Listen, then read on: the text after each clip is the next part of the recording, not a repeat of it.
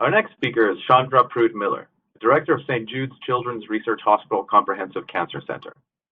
Great, thank you so much for that kind introduction, and I'm happy and thankful to have been invited to give this presentation. It's always great to talk about what we're doing, and although I'm in my office, I feel like we're at least somewhat together if we are communicating science.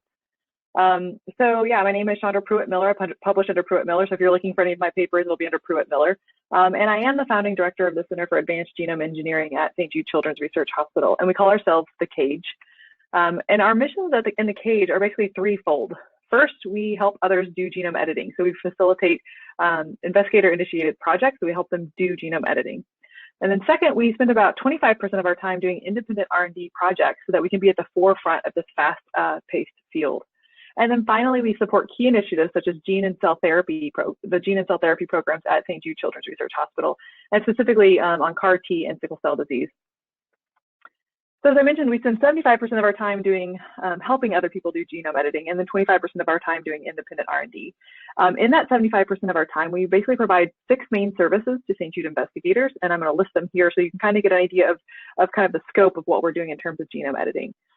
So in those 6 services, we have design, assemble, and validate guide RNAs. We do this both in RNA format, so RNPs, and then also in plasmid format. So if people need to use something like lentivirus or primary cells, we can also assemble those and validate those. We also create custom clonal cell lines. This can be pretty much any modification in any nuclease amenable cell line. We also create animal models, help with generating animal models. These are typically rodent models, mouse or rat. And we also do targeted next generation sequencing for CRISPR edited samples.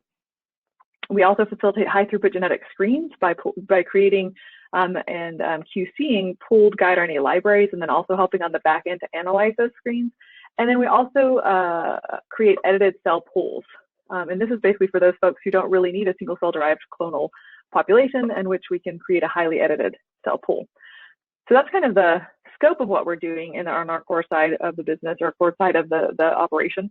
But we also, I wanted to give you kind of an idea of numbers, how much of this we're doing. So with guide RNAs, we stopped counted because all of our projects start with a guide RNA. In terms of cell lines, just in the last 3.5 or so years, we've created 522 custom cell lines, 93 animal models against mostly mouse. And we do about 4,000 samples per week with targeted next generation sequencing. So we do a ton of next generation sequencing. And so I'm going to walk you through how we use that in our workflow. And then we've also created 36 custom pooled libraries, and we've analyzed even more downstream. And then just since January, we started offering these edited cell pools to St. Jude investigators, and we've created 59 edited cell pools. So I want to put this slide up just to make sure we're all on the same page, and then also to mention that we are using traditional genome editing kind of in our core operations. And when I say traditional genome editing, I mean that we're using a nuclease-induced break, typically with SP-Cas9, to make a double-stranded break near the site of modification. And then we rely on the cell's endogenous natural repair pathways to repair that double-stranded break so that we get the targeted mutagenesis that we want. The 2 major repair pathways by which double-stranded breaks are repaired in mammalian cells are non-homologous end joining and homology-directed repair, or NHDJ shown in green, and HDR shown in red. So depending on how the cell repairs the double-stranded break that we created with our nuclease, you can get all kinds of different modifications. You can get gene disruptions, you can get direct ligation, deletions between 2 cuts, inversion between those 2 cuts, translocations between cuts on different chromosomes. And then if you supply the cell with an extra chromosomal donor template, you can get precise single nucleotide modifications or even large insertions that are precise. I also want to point out on this slide that because we're using traditional genome editing, we are relying on that double-stranded break to occur. So we need to be able to make those double-stranded breaks very efficiently. And I also drew this arrow larger than this arrow because non-homologous end joining is the preferred pathway of repair in mammalian cells. And what this looks like is you typically get these gene disruptions. So these are basically a few base pairs added or deleted at the cut site. We call these insertions or deletions indels. And so that'll be important for later on in the talk. I also want to mention that we are making those double-stranded breaks. And so we typically, for the operations side of our group, we use SP or S-pyogenase Cas9. And just again, so we're all on the same page, Cas9 is basically a 2-component system. So we have in blue, I'm showing you the Cas9 nuclease. So it's going to make a double-stranded break in genomic DNA. And then in this purple and red color, we have what we call a guide RNA, which is an RNA molecule that you can basically guide the Cas9 nuclease to a specific site within the genomic DNA. And the way you change out the guide RNA is you basically just swap out these 20 base pairs at the 5' end of the guide RNA, And they will basically, depending on what the sequence is here, you can redirect where the nuclease is going and making the targeted double-stranded break to start that repair pathway to get the targeted mutagenesis that you're looking for. All right, so because we need a double-stranded break in order to start the genome editing process for using traditional genome editing, we basically need to have a good assay for assaying for gRNA activity. And there's actually several different assays that folks use to see if their guide RNAs are active or giving them a double-stranded break, but they all start out in a very similar manner. In the first step, you basically take your guide RNA plus Cas9, you deliver that into cells. Some of the cells will get double-stranded breaks and some will not. Then you harvest the genomic DNA from your cells, you do a PCR around the modification site, shown here as a red X, and then you do one of these downstream applications or assays to figure out if you've created those small insertions or deletions at the cut site. So I've kind of just grouped them into 4 different groups. So there's this T7E1 or cell 1 assay, targeted next generation sequencing, TIDE or ICE, and then there's this assay called IDA. And so for our group, because we're doing so much genome editing on a broad range of cellular targets, we wanted to figure out what was the best assay for what we are doing and then compare to a survey between the 4 assays. So a work led by Monica Sitmanat with the help of Sam Peters, Colin Florian, and Patrick Connolly. We published this about 2 years ago, so if you want to go look this paper up, you can, and you can see how these assays compared. But just to kind of summarize what we found, we needed an assay that would check off a couple boxes. So we needed an assay that would identify active guide RNAs, show us indel sizes and the sequences of those sizes, of those indels, and that accurately portrayed editing rates both in pools of cells and then also in clones. And then finally, because we're doing so much genome editing, we needed to make sure that we had a high throughput assay. So from these 4 assays, the only assay that really checked all of our boxes was targeted next generation sequencing. So as with any assay, all 4 of these different assays have different limitations, but because they're all PCR based, they have some common limitations, and I just wanted to walk you through those. So because they are PCR based, they have PCR bias, meaning that the smaller the amplicon is, the more preferentially it will be amplified. So smaller amplicons will be amplified more efficiently than larger amplicons. Also, because it's PCR based, we can't detect all chromosomal aberrations or gross chromosomal aberrations. And this is because if you lose a primer site, you will actually lose, you won't be able to detect it by any PCR based, you won't be able to amplify it via PCR. And then there's also an Amplicon size limitation. Each of these are slightly different, but really all of them are less than 1,000 base pairs, partially because of how difficult it is to amplify off of genomic DNA and get a clean PCR product. So although there are common limitations to all of these assays, there's really one unique limitation to next generation sequencing. And it's this high entry barrier to entry. You have to have a kind of expensive machine. The reagents that you need to use to run a flow cell are kind of expensive. You need expertise. You get all of this data out and you don't really know what to do with it. It's in FastQ files, you get lots of files. And so we basically set out to make this efficient. And we actually use NGS for almost all of our analysis to make sure that we are getting the editing outcomes that we want. And so I thought it might be helpful to walk you through our genome editing workflow and how we use targeted next generation to make sure that we're efficiently creating the editing outcomes that we want, whether it's in cell lines or in animals. So the first thing that we do is we introduce guide RNAs. And so for cell lines, we basically transfect, we nucleofect, we oftentimes use nucleofection, but if you can deliver the guide RNA reagents or the Cas9 CRISPR reagents to the cells, that's basically what we're trying to do. So introduce them into the cells, or if you're creating an animal, you could do direct embryo injections or even electroporation. So get the stuff into the cells that you want to get in, so guide RNA, Cas9, and donor if needed. And then you basically culture the cells. So you can culture these as single cells, so we can flow sort them or FACS sort them 1 cell per well into a 96 well plate, or we can use them, assay them in a pool, so culture them in a pool of cells. And then for embryos, if you're trying to create an animal model, you basically implant these embryos into a pseudo-pregnant female, and then the next step is to harvest genomic DNA and analyze to see if you got what you wanted to get, the modification that you wanted. So this is broken up into several steps. First, you're going to harvest the genomic DNA and PCR amplify the region of interest. And we do this by a 2-step PCR method, which I'll explain more in the next slide. But basically, we first amplify the region of interest with partial Illumina adapters hanging off. And then we do a secondary PCR to put indexes on so that we can basically mix all our samples together and then demultiplex them once we have run the NGS. So we do the PCR, pull the samples together, sequence with next generation sequencing. We use the Illumina platform. and then we demultiplex, and then we analyze our data. And we use a program called CRISPR, which I'll go into more detail in the coming slides. So to go into just a little more detail about this two-step PCR sequencing method, I thought I would show you. Here's basically our region of interest shown in teal. And then we design primers that are specific to that gene of interest. And we have a limitation of about 500 base pairs because we typically do paired in 250 by 250 sequence reads. And so the shown in blue are the locus-specific primers. And then we have these partial Illumina adapters shown in orange on both sides. And then we follow that up with a second PCR where we basically have unique forward and reverse primers that have indexes. On the reverse, we have 10 base pair indexes. On the forward, we have 6 base pair index. And we can mix and match those different indexes to give us basically a lot of samples that we can index differently so that we can have unique indexing. And then you get a amplicon that looks like this, or a template that looks like this, that you can run on a flow cell and then demultiplex, again, based on those indexes, and then also that locus-specific region. So after you run NGS, this is what you get. You get a whole bunch of FastQ files. And I think this is overwhelming to a lot of people when they get, I don't know, depending on how many samples you run, you could get, 4,400 different FastQ files. And what do you do with all that information? Inside of those files, you basically have the editing, efficiency of the editing. You have the size of the indels, and you have the sequence identity. You just have to get that information out. And so for us, as a lab of biologists and molecular biologists, we really had no coding experience.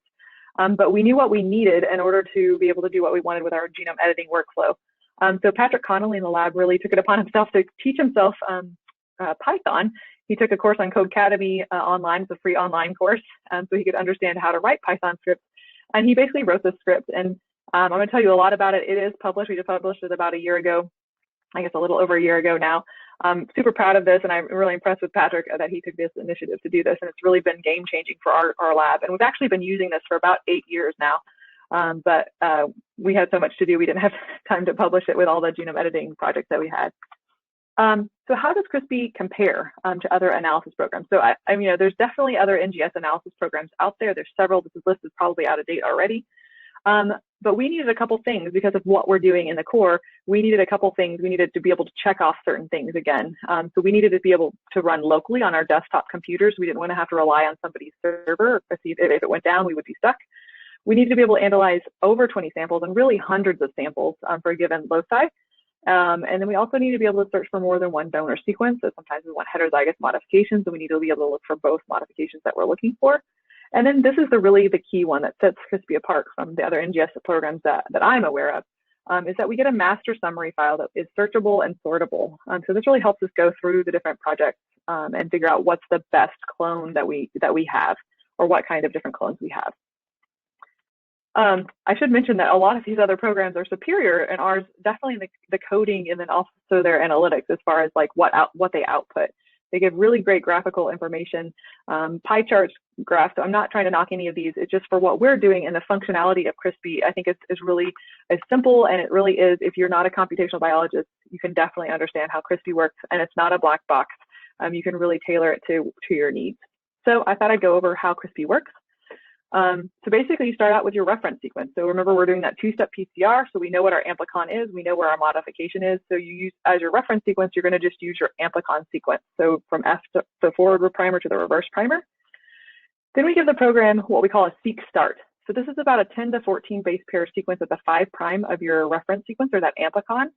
And then we also give it what we call a sequence end, or seq end, which is a 10 to 14 base pair sequence at the 3' end of your reference amplicon.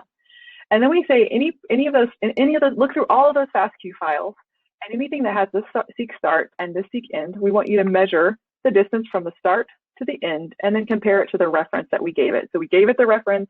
Let's say in this case, our reference was 250 base pairs, and then one of our sequencing reads was 249. It would basically compare those two, and then it would report back the indels. So an indel that had no insertions or deletions at the cut site, which we would expect from non-homologous joining, would be reported back as a 0 base pair indel. If you're missing a single base pair, it would be reported back as a -1 base pair, and so on. So that's the way we use CRISPR to look for knockouts or insertions or deletions. But we're oftentimes wanting to do knock-ins. And so what we also have is a feature where we can provide the CRISPR program with basically an unlimited number of test sequences. So if we're looking for specific editing outcomes, we just tell the outcome, and it checks for the presence of that test sequence within the sequences that have the start seq and the start or the seq end. So CRISPR does two things. Basically, it looks for indels based on length of the amplicons. It says, does this differ from the reference amplicon that was entered? And then it looks for exact matches to sequences that you give it. And so in terms of input, this is kind of an example project. So in this case, we have an amplicon here on the top. Our reference sequence would be from the forward primer to the reverse primer. We have our seq start here, our seq end here. And in this experiment, what we were wanting to do is to know, is guide 10 or guide 14, which bind very close to each other, which one of those is more active, or are they both active? And so what we do is, this is the command line. This is what the coding program would look like. And you basically don't touch anything except for the stuff in red. The first thing you have to input are 6 things. First is what you want to call the folder that all your data is going into. That's super easy. You can call it whatever you want.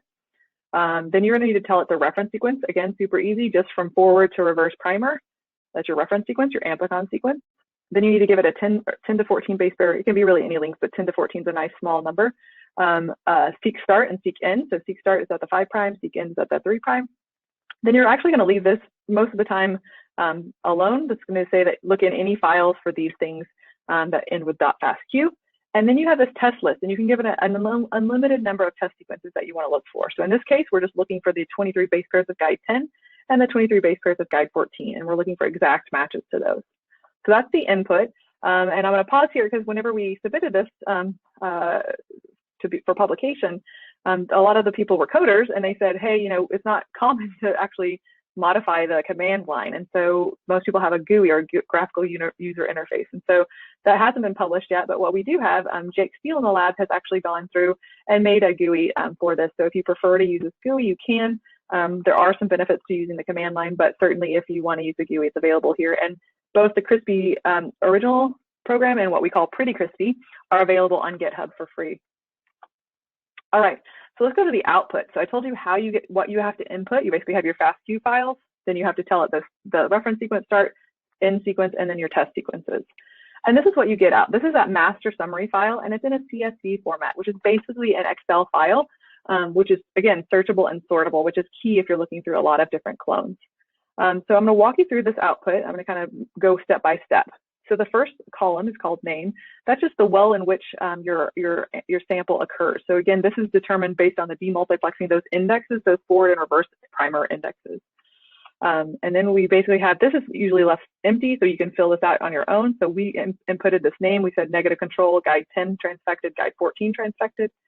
Then in the next column, you're going to have the total number of reads. So we had 980 reads for the negative control and so on. Then the next columns are going to be whatever you put in as test sequences.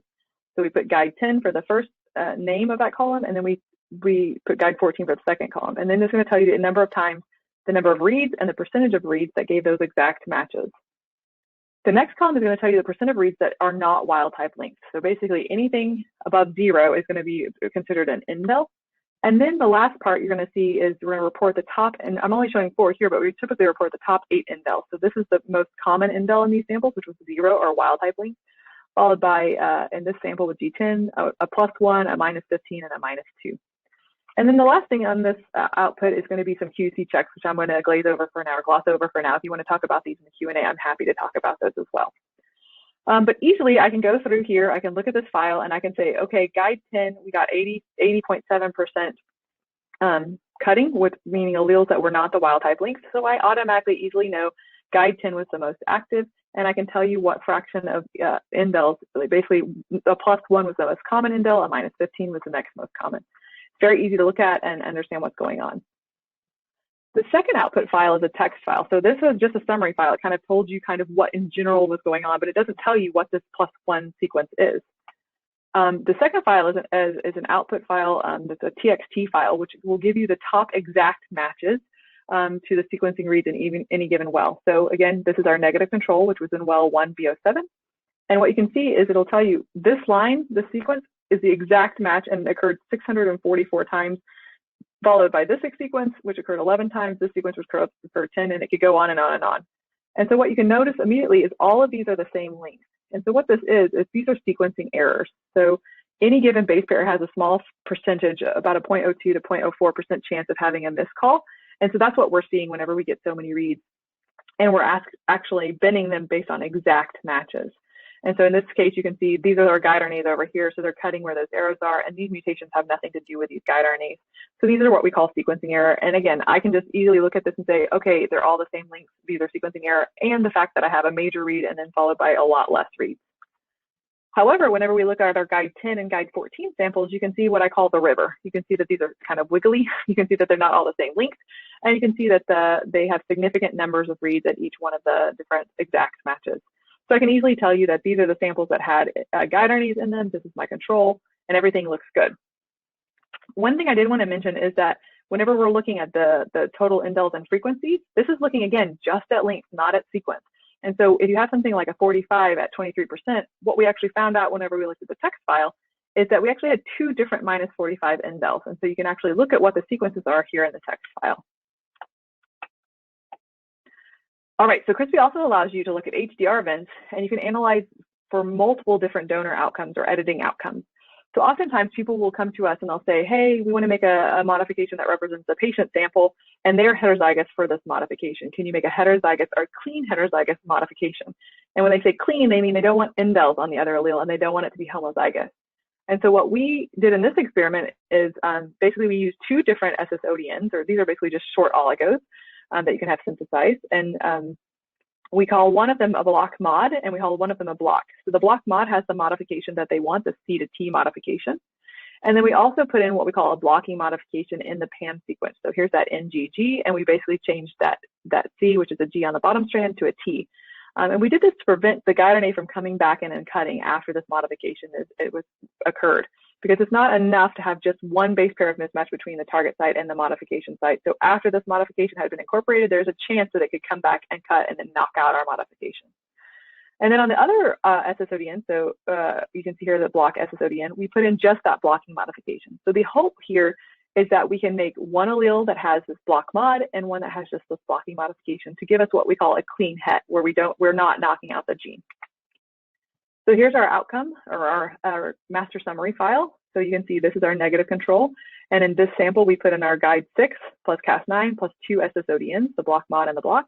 And in our test sequences, we look for the exact match to guide 6, and we look for exact matches to the block mod and the block only oligos. And you can see we're getting editing of about 13.4% and 10.4%. Quickly, can also say, okay, my cutting is going really well. I'm getting 52.8% of the amplicons are not the wild type links. And then I can easily tell you what the amplicons are based on frequency. Then we also can look at our text file, and we can say, okay, here's our negative control. All of the alleles or all the amplicons are similar in size, and you can have one major read and a whole bunch of small numbers of reads, which means this is sequencing error. And then in our experimental or guide 6 plus SSODN treated sample, you can see that we're having major reads. These are our indels, and these are the modifications that we're actually looking for, our block mod and our block. So everything looks good. And so this is really a powerful tool. NGS as a tool is really powerful because it helps us understand, is there the needle in the haystack, so that we can go forward and look for the clones? Is it worth going forward with a laborious process of going through a single cell derived clone? If we got a result like this, we would go through, we would single cell sort our clones 1 cell per well into a 96 well plate. And then we would analyze, we would do the barcoding where we would put, a different barcode combination in each well. And then we would pull those samples together, run them on a flow cell, and then we would get a master summary file for those. So what this allows you to see is that you can easily analyze single cell derived clones using this master summary file. So here we're looking at a whole bunch of different types of clones that we got out of this one experiment. So you can see we have a wild type allele on one allele, and then we have a block mod on the other. I can tell this by looking at the wild type G6 sequence. This is about 50-50 ratio. We also got some clones that were block mod on one allele and block, which is what we thought we would get, where it's 50-50 approximately. And then we also got some that were block mod, block mod. So they both had the blocking mod if they're homozygous. There are 100% of those. And we also got wild type allele or wild type clones that we could use as controls. We got wild type knockout clones, so het clones that had the wild type allele and an indel. We got knockout clones. So you basically get a whole bunch of things, and you can easily and quickly tell what are the clones that are interesting and important for your next steps. And then again, the text file that accompanies it, you can figure out what those reads are and what the sequence identities are. All right, so I mentioned earlier that there's these other NGS analysis programs specifically for CRISPR. And I mentioned also that this master summary file is one of the things that really makes CRISPR stand out. And I'm going to just compare this to CRISPR-So2, which is probably one of the most sophisticated and widely used NGS Cas9 CRISPR analysis programs. And it's, again, beautiful. Love it. Not knocking it at all. But for what we're doing, we really need this master summary file. And to show you how this really affects us, if you look at CRISPR-SO2, this is an example of what you would get if you just looked at one single sample. So you get 123 files per amplicon per sample. So if you looked at a 384 well plate, which we typically look through about 384 wells in order to find a clone, you'd have 47,000 files. Whereas with CRISPR, you basically get these two files that I've described over and over, the CSV file and the text file. And basically you get 2 files per amplicon regardless of the sample number. So if you had a 384 well plate, you would get 2 files, just the CSV file and the text file. So it really makes it simple, especially if you're screening through lots of projects in a limited amount of time. So we made a tutorial video that's available. You can look at the paper to find the link to that. It's only 13 minutes, and it will be helpful if you're actually thinking about implementing CRISPR into your workflow. All right, so I told you kind of how we do our NGS, how we do our pipeline, kind of the things that we're doing in our lab. And I thought I'd just give you some tips and tricks and show you some of the things that we've learned and some of the things that I can warn you about. And so one of the things that we've learned through NGS is, we're working with all kinds of different cell lines. Most of the time they're, cancer-derived cell lines like HeLa cells or U2S cells, and they're not diploid. And a lot of times we have a hard time figuring out how many copies there are without doing some kind of like karyotyping or Sky analysis. But with NGS, we can actually figure this out fairly quickly by looking at the allelic ratios. So here's an example. This is one of the hard ones that we figured out. In N2A cells, this gene actually occurs 7 times. There's 7 copies, there's 7 alleles of this. And we got this master summary file back here. I'm showing you at the bottom. So we got basically these different indel ratios. We had a -14 at 18%, a -5 at 26, and so on. And I was trying to figure out, well, how many alleles are this? This is, it's not 4 would be 25, 25, 25. That doesn't seem to match up. And then when we looked at the actual sequence, the text file, you can see that we're getting more, like we're getting 2 distinct 4s and 2 distinct +1s. And if you do the math, really what you find out is there's 7. So 100 divided by 7, 14. So you're getting a little bit of PCR bias because this is a bigger indel. And if you do 14 times 2, you probably had 2 -5s, 2 +1s, and 2 -4s, which we can see those distinctly. So you can determine allelic frequency most of the time using NGS reads. Also, I was surprised by how much heterogeneity there is within a cell population. So sometimes people will give us a cell line. They say, I did Sky analysis on 20, or G-band karyotyping on 20 cells, and we know that the cell line is triploid. And then we get the cell line, and then we do our clonal analysis. We look at our master summary file, and what we see is that the cell line might be mostly triploid, but there's a lot of heterogeneity within that population. So by using CRISPR and NGS, we can actually give them clones back that have the most common zygosity in them. So in this example, you can see that we had triploid clones here. You can see because there's basically about 50% -4, 25% +1, 50 or 25% -2. And we're getting these allelic ratios. It's not completely 25, 25, 50, but you can see this is only done with 289 reads. These are very low reads for what we typically get. And that's why I picked this example, because you can really start to figure out the allelic ratio even with very limited numbers of reads. You can also see this is the triploid ones where we have 33, 33, 33, and so on. We also get a lot of what we call homozygous question mark clones, because we basically get 1 read and it's 100%. And so we don't know if that's because it's homozygous, you've gotten the same exact modification on both alleles, or all 4 alleles, 3 alleles, depending on the zygosity, or if we've lost a primer binding site because of a chromosomal aberration or a large insertion or deletion that caused the amplicon to be a bigger size than we can amplify. NGS with CRISPR, CRISPR with NGS actually allows you to also genotype pups. So we will not only genotype cells and clonal cells and pools, we also genotype the pups that we make. So we help people make these animal models, mouse and rat. And a lot of times these are made by direct embryo injection or electroporation. And you can see that you get mosaic animals. The cut doesn't happen at the single cell stage. It can happen at the 2 or 4 cell stage, and you can get mosaicism within the animal. So you don't just have 2 alleles, you have more than that. And so in this example, I've highlighted in red the ones that are out of frame. So if I was wanting to make a knockout animal, I could quickly go through here and say, okay, I want one of these animals that has a red, and maybe I'll pick A4 because it has 2 different out of frame mutations, and I can get 2 different animal models out of it. Another thing that's really neat that I think we started doing, we call this a fitness assay, and we do this to determine if a gene has a dependency on a cell line has a specific dependency on a specific gene. So in this case, we're trying to figure out, does this cell line NOM6, is it dependent on this gene X for survival? And so what we'll do is we'll take a wild type sample, we'll compare it to 2 different guide RNAs, so guide RNA 3 here, and then we'll look at day 3, day 5, and day 10 post-transfection, and we'll look to see if the in frame, sorry, I don't have it shown here, if the in frame, which is in light gray, or the out of frame indels, the ratio changes. So if it doesn't change over time, then you would say, no, there's no dependency on this, or it doesn't look like there's a strong dependency. However, if you look at gene Y and you do the same assay, so again, we're looking at two guides, guide 4 at day 3, day 5, day 10, and guide 8 at day 3, day 5, day 10. You can see there's a strong dependency in NOM6 for this gene. And you can see that because it goes down, the out of frame, the black, goes down really actually dramatically as the time goes by. So the cells are dying and we're losing those out of frame mutations. So that is basically a way we can figure out if a cell line, if you can make a knockout cell line and or if you're following up with a knockout screen to see if that cell line is actually dependent on the modification or the gene. All right, so we also do things like creating large deletions. So people come to us and say, you know, in this patient sample, we have a 140 base pair deletion. We want to make a heterozygous modification. So we want you to literally cut out 140 kb. So this seems like a big task, but what we'll do is we'll put in two guide RNAs, one here and one here. So this is the pink region we're trying to cut out.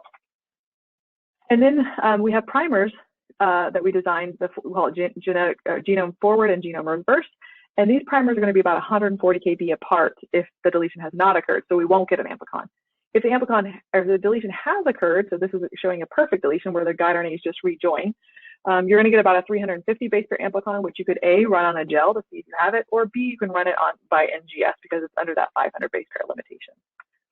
So something else that is a trick that we use is we use something called bridging SSODNs or bridging oligos. And so I mentioned that if you have a perfect deletion between these two guide RNAs, you basically would have something that looks like this. But what we've done is we use oligos that have short homology arms, so about 40 to 60 base pairs left and right of the modification site. And an experiment I'm going to show you is we've stuck an ECOR1 site so that we can distinguish between editing events by just rejoining and editing events that have used the SSODN. So in this experiment, we did our NGS. Here's our output, our crispy output, our master summary file. The samples are with SSODN and without SSODN. And what you can see is we didn't get any perfect deletions in the pool of cells. So we never got a precise rejoining of those two ends, which was a little bit surprising to us. We do sometimes see perfect rejoining, but in this case, we did not, probably because of microhomology at the cut sites. But we did see that 32% of the deletion products had our ECOR1 site, so they used that SSODN. I'll also mention that this was the most common type of indel, distinct indel. You had a lot of other indels, you know, to make up the other 70%. But the 6 base pair insertion, which is the ECOR1 site showing up here and here, was the most seen indel, the preferred indel. So that actually helps. And then we wanted to say, does this actually, you know, okay, so 30% of them actually have the ECOR1 site, but are they actually increasing our chances of getting the modification that we want? And in fact, they did. So we screened, we sorted 4 plates of with no SSODN and 4 plates with SSODN, and then we counted the number of clones that had the deletion, and then also how many of those clones were homozygous. So you can see we got about 3-fold more clones that had the deletion, 30% versus 10, whenever we added the SSODN. And then when we looked for homozygous deletions, we actually got, you know, a great increase. Almost 5% were homozygous when we added the SSODN. So that bridging oligo is definitely a trick that you can consider doing. Pretty cheap trick too.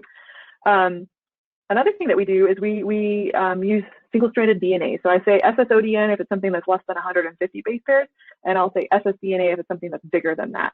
And so with recently, folks like GenScript made this available where you can actually get SSDNAs that are larger, so that we can put larger insertions in. Before this, we were really using double-stranded plasmid DNA to do this, and that's not a very efficient way of making knock-in animals. So when you're doing those injections into embryos or electroporations, it's really not a very efficient process to use a double-stranded donor template. The single-stranded repair pathway seems to work much more efficiently, especially in embryos. So this is a big advance for the field whenever we were able to get these longer SSDNAs. So in this example, we're using an SSDNA. We're going to insert this T2A CRE. It's about 16 base pair insertion size. We have a homology arm, a left homology arm, and a right homology arm of about 200 base pairs. And then we're going to be looking for junctions. So we're going to have a genome-specific primer and then one that lands inside the junction. So this 5' junction should only give an amplicon if we have the targeted integration that we want. Similarly on the 3' side as well. So because we can use these shorter homology arms with SSDNA, we can actually directly sequence these junctions by targeted next generation sequencing. Whereas with double-stranded plasmids, we typically have longer homology arms, which makes it A, harder to genotype, and B, we can't do direct NGS sequencing of those amplicons. So here's our outcome. One of the things that should be, well, I haven't told you the answer yet, but basically this is done by embryo injection, and we actually looked at 15 different pups, and of those 15, 8 actually had the targeted integration by either a 5' or 3' junction positive band on a gel. So this is over for 50% of the animals that were born actually had the modifications. This is not something you would have seen with double-stranded DNA. So this is a big advance for SSDNAs. We looked at just the 3' junction. I'm going to show you the data for the 3' junction by NGS. So this is our master summary file. And one thing I do want to point out about ssDNAs is that sometimes you don't get the repair that you expect. Even though it looks good on a gel, because of the way ssDNA is repaired, naturally, you don't always get what you want. So in this case, when we looked at our 3' junction, our test sequence for the 3' junction is just going to be going across the junction between the homology arm and the insert that we put in. We saw immediately that these two pups, even though they had both a 5' and 3' band, they didn't have an exact match to the junction that we wanted. So we knew something was off. But we did see that pup 4, and there's actually several pups that have the junction that we wanted at both the 5' and 3' ends. When we look at the analysis, the text file, and we can do an alignment to our read, we can see that in pup 1, we actually see that there's a 1 base pair substitution, which really all it does is it changes this last amino acid. So that's probably still a viable animal that we could use for our project.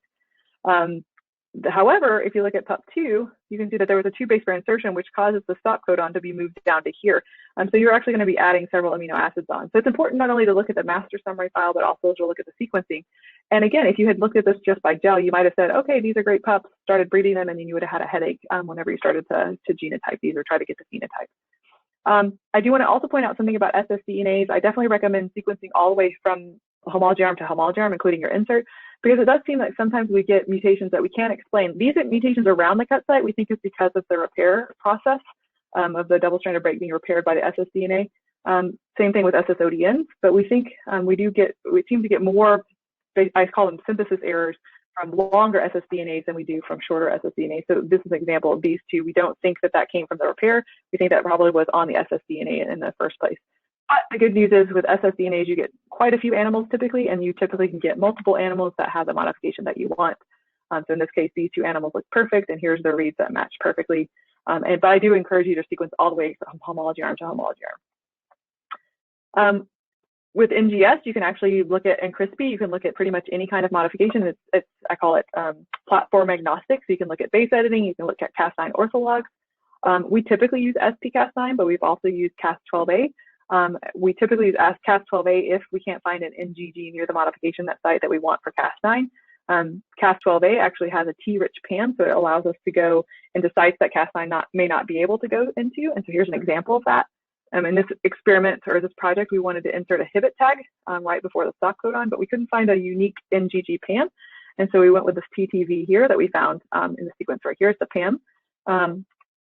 We use a short SSODN or oligo with short homology arms, and we put that in.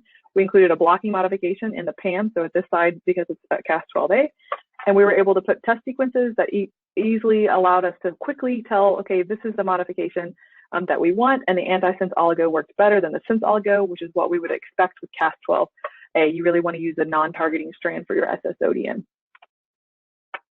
All right, so I told you earlier there's some limitations to doing NGS, and I just thought I think it's important to know what they are, see what they look like, and understand them, and then also we've come up with a few ways of overcoming them. So this first limitation was PCR bias. So I mentioned that you have bias for smaller amplicons, so larger indels will be preferentially amplified. So we thought this was a good example of PCR bias when you look at the F1 generation of animals. So in this experiment, we basically started with an embryo injection.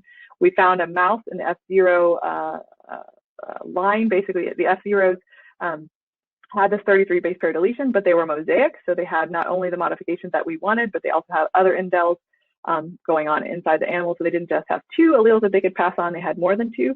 But when you backcross that to a wild type animal, you basically have, this animal can only give 1 allele and this animal can only give 1 allele. So we know that in the F1 generation, we should have a 50-50 ratio for the modification. And if we look at our master summary file, what we see is here's the 33 base per indel. Because it's a larger deletion, so a smaller amplicon, we're having preferential bias for that. So we're getting more of these amplicons than these that are wild type links. And that's because this is about a 10 base pair or 10% difference in size of the amplicons. So that's just something to be aware of. So if things aren't making complete sense, it may be because you have a larger indel. And I would say a larger indel is like 10 base pairs or more starts giving you bias whenever you're talking about amplicons that are less than 400, 500 base pairs. Another limitation is this amplicon size. I mentioned this is kind of for all of them, but in NGS, we're really limited with Illumina. We're limited to 500 base pair amplicons, but you can get creative to get around this. So if you're doing a larger insertion, in this case, we're doing it in cell lines and we were using double-stranded DNA with these 800 base pair homology arms. We can't sequence this directly on a sequencer because 900 base pairs is over that limitation. So we would want to know the 5' and the 3' junction as I described earlier. What we do is a second PCR where we do this first PCR and then we do a second PCR off of that PCR. So anything that amplified here, now we can sequence the junction and we can do NGS because this is a short enough amplicon that we can sequence it. Then you can get an output. Basically, if you had an amplicon, you'll get reads, and if you didn't, you'll have a blank well. And so we've just written some micros and some Python programs to basically tell us all the wells that had 5', all the wells that had 3', and then we can figure out which wells have the modification that we want. And in this case, 62% of the clones had both correct junctions at the 5' and the 3' end. All right, so kind of to wrap it up, I wanted to tell you, I told you at the beginning there's this barrier to entry. I think NGS is super value. It has a lot of benefits for it, but people are scared to get involved with it. We hope that the expertise required for analyzing the FastQ files is we've lowered that barrier by CRISPR and these other NGS analysis programs, but there's still the cost associated with it. A lot of people are like, oh, it's too expensive, I'll just do Sanger. I think you can actually make NGS more cost effective or cheaper than Sanger, and I'll tell you how. The way we do it is we do the more samples, the better. So we sequence anything we can sequence. Anything that's less than 500 base pairs, we try to sequence with NGS. So we sequence our guide RNA plasmid, we sequence pools and clones, we sequence those junctions, deletions, translocations, and we can even do STR profiling to understand the cell line identity. We also pool all of our samples into one run per week. So we get as many samples as we can and we pull them together for the run. You might consider trying a Spycam program if you don't have a lot of samples. And what I mean by this is basically you can get a whole bunch of different samples from different labs. As long as your indexes don't overlap, you can basically pull them together and then parse out the data. This is really economical if you only needed, let's say, so for example, 1 million reads is about $400 in reagents. Whereas if you run a full run, you can get 15 million reads for about $1,200. You get 15 times the reads for 3 times the cost. So the more samples, the better, the more economical. We typically do a 2-step PCR because it's most effective compared to ligating adapters. And you can make your setup quick and easy by doing robotics if possible or semi-automatic stampers. We do a crude lysis on our genomic DNA and we use a multi-drop for fast reagent dispensing. Last 2 slides are in the home stretch here. The cost of NGS can actually be cheaper than Sanger sequencing. And I was telling somebody earlier today, like people in my lab will complain, oh, I have to Sanger sequence something because it's so much harder. It's not really harder, but when you get in the flow of things, NGS really makes sense. So here's an example of how it can be cheaper than Sanger. Like I told you, the MySeq reagent, just the reagents cost, I understand there's a person involved in running machine and so on, but just the reagents are about $1,200 list price. The number of reads you typically get from a run is about 15 million. If you get 1,000x coverage, which is way more than we actually need for most of our experiments, that comes out to about 8 cents a sample, so super cheap. Let's say you don't need 15 million reads and you don't have a Spycam program, you could run a nano kit. This is about $400. You get about 1 million reads, and that's at 1,000x coverage. That's about 40 cents a sample. So still cheaper than it would be to do Sanger sequencing at most institutions. So be creative. Think about it. Think about all the things you gain by doing NGS. I don't get paid by anybody who does NGS, but it really has changed our lives. So conclusions. I just wanted to mention that in conclusion, the NGS is an excellent on-target assay for CRISPR activity. It's also, I want to mention that CRISPR, this NGS pipeline for analyzing NGS, CRISPR edited NGS samples, is freely available. You can get it on GitHub. We also have Pretty Crispy out there if you want. And it allows even novice users to interrogate their data. You can really change your test sequences to understand what the editing outcome is. And it's a high throughput method for quickly, cost effectively, and quantitatively measuring many editing outcomes at once. Final slide is I just want to mention the 2 groups that really I presented the data from. The CAGE, which is at St. Jude Children's Research Hospital, and then Genome Engineering, an IPS center at Washington University. I mentioned all the people in red, some of the work that they did. So Monica led the survey of the validation assays, Patrick led the CRISPR pipeline, and then Sam and Colin helped with the survey experiments. And then thank my funding, and then I'll leave this slide with the people who actually do most of the work, or all of the work, and then these 2 folks, they also joined the lab recently. And with that, I will hand it back over to you.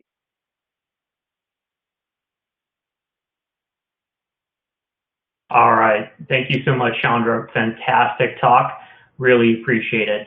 Unfortunately, due to a scheduling conflict, we're not able to have a live Q&A for this session. Encourage folks that if you haven't had the opportunity, please leave your questions in the question box, and we'll go ahead and make sure that those get answered. Before we let you go and close out this session, just one housekeeping note. Both tracks are going to go on a small break from 2:15 to 2:45 p.m. Eastern Standard Time. In the meantime, please feel free to go into the auditorium to see the booths and the other content. But otherwise, thank you everyone for attending this talk and for the entire summit. Look forward to seeing everyone back at 2:45 p.m.